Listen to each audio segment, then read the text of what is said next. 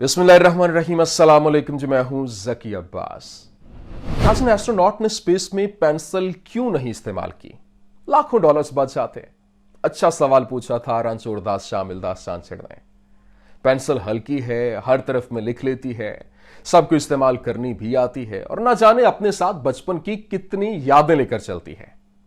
हर तरह की पेंसिल ₹1 में मिल जाती थी और फिर खत्म होने से पहले ही गुम हो जाया करती थी। आप में से काफी लोग ऐसे भी होंगे जो पेंसिल से लिखते कम और इसे चबाते ज्यादा होंगे। इस दौरान आपके दिल में एक बात तो जरूर आई होगी कि आखिर इन लोगों ने ये लकड़ी के अंदर इस लेड को कैसे भरा? क्या इन्होंने लकड़ी के अंदर सुराख किया, सुराख करके इस लेड को भरा गया? ये सारे का सारा अमल हुआ कैसे? आज हम लकड़ी से पेंसिल बनने की मुकम्मल कहानी, इसका मुकम्मल सफर इस वीडियो के अंदर जानेंगे। नाज़रीन, पेंसिल की जरूरत पड़ी क्यों? इसको इजाद किसने किया? ये तो कोई नहीं जानता है, पर सब इस बात पर मुत्तफिक हैं कि इसको इजाद कलम और दवात से तंग आकर किया गया था।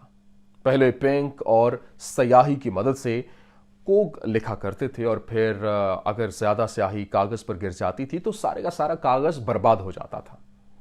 अब आप खुद ही सोचिए कि ऐसे में कितनी मुश्किलात होती होंगी उन्हें, जिन्हें थोड़ी ही देर के अंदर अपना खत कहीं पहुंचाना होता होगा। ऐसी कई मुश्किलात से तंग आकर लोगों ने बाद में चारकोल का इस्तेमाल करना शुरू कर दिया और फिर चारकोल से लिखने का यह एक मसला था कि यह हाथों को गंदा कर देता था। जिसकी वजह से किसी ने एक नया तरीका सोचा कि चारकोल को ऊपर से कवर करने का और फिर क्या तरीका हो सकता है।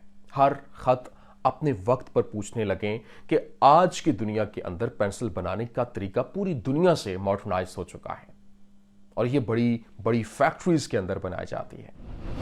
नाज़रीन, पेंसिल बनाने के लिए सबसे पहले इसकी लेड पर काम होता है, जिसके ग्रेफाइट और क्ले और पानी के साथ मिक्सचर के बाद यह तैयार किया जाता है और इसके बाद एक प्रेसिंग मशीन इसे मिक्सचर से लेड को एक बारीक शक्ल के अंदर शेप देती है और अगले हिस्से में लेड को ड्राई करने का काम शुरू कर दिया जाता है, जिसके बाद इसको 1500 डिग्री फ़ारेनहाइट के ऊपर इसको अच्छी तरह से पकाया जाता है ताकि यह सख्त हो सके और इन लेड को फिर लिक्विड वैक्स में डाला जाता है और अगर कलर पेंसिल बनानी है तो फिर वैक्स या क्ले में कुछ कलर मिलाए जाते हैं और इसके बाद इन लेड को स्टोर के अंदर रख दिया जाता है। नाज़रीन, अब बात करते हैं इसके बाहर वाले हिस्से की। अब लेड तो बन गई है, अब इसको लकड़ी में डालना है। डालेंगे कैसे? पेंसिल बनाने के लिए ऐसी लकड़ी की जरूरत होती है जो शार्पनर से छिल जाए और इतनी ज्यादा कमजोर भी ना हो कि आपके हाथों में ही टूट जाए। अब नाज़रीन, इसके लिए दुनिया के अंदर ज्यादातर इस काम के लिए आम के दरख्त की लकड़ी का इस्तेमाल किया जाता है।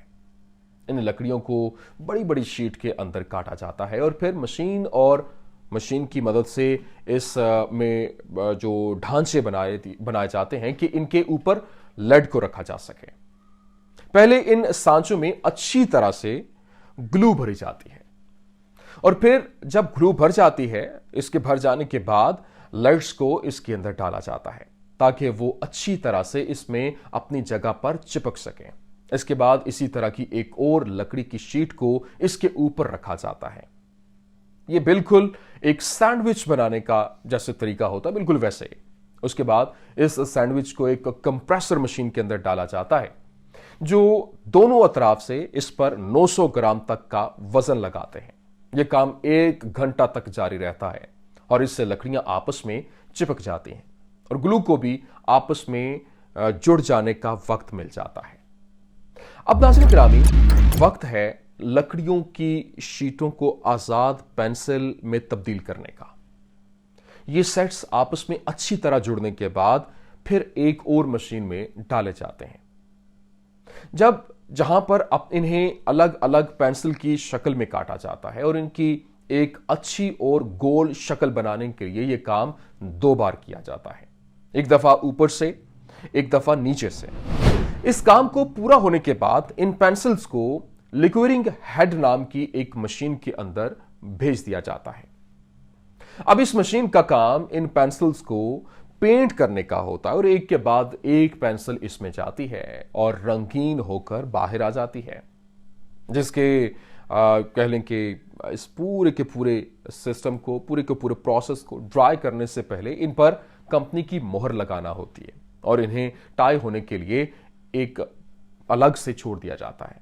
इसके बाद ये पेंसिल पैकिंग के लिए तैयार हो जाती है। लेकिन अगर आप ऐसी पेंसिल बना रहे हैं जिस पर रेजर भी लगा हो तो इसका काम थोड़ा बन जाता है।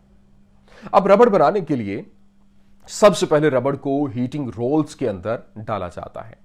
फिर इस रबड़ को जरा सख्त करने के लिए इसमें सल्फर डाला जाता है। इसके बाद इसके अंदर कलर और वल्कनाइज्ड वेजिटेबल ऑयल डाला जाता है।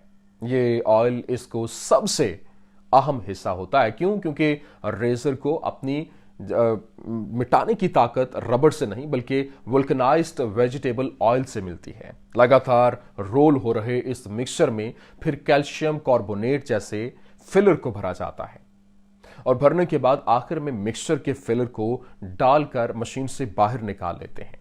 फिर इनको आधे दिन के लिए यूं ही छोड़ दिया जाता है। आधे दिन के बाद इसको फिर से मशीन की मदद से काटा जाता है। फिर वर्कर्स इसमें छोटे से छोटे हिस्से को काटकर इसको स्टीम हीटेड ओवन के अंदर छोड़ देते हैं, जहां से इन्हें बाहर निकालने पर इसे और भी अच्छे और छोटे हिस्सों के अंदर काटकर पानी के अंदर कुछ देर के लिए ठंडा होने के लिए रख दिया जाता है। अब इसको काटकर यह रेजर भी आपकी पेंसिल के अंदर जाने के लिए तैयार हो जाता है।